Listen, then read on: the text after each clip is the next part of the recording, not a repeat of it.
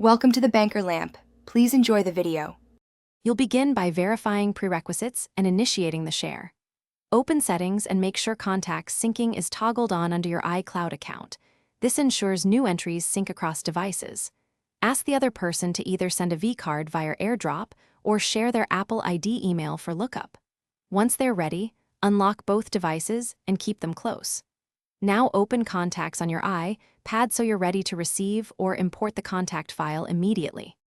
When the other person sends a vCard, tap Accept in the AirDrop prompt and choose Add to Contacts.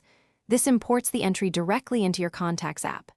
If they shared an Apple ID instead, create a new contact and paste the provided info, then select iCloud as the account to save under. This keeps the contacts synced. Once imported, open the contact, check phone, email, and address fields for accuracy, and add a photo or notes so you can identify them quickly. Finish by confirming the contact is saved to iCloud and visible on iCloud.com or another synced device.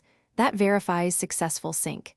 If the contact doesn't appear, go to Settings, your name iCloud, and toggle Contacts off then back on, choosing to keep contacts on the iPad if prompted, and wait a few minutes.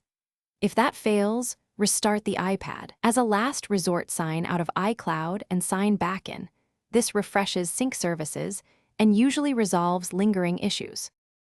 Thanks for watching. If this was helpful, leave a like and consider subscribing. See you next time.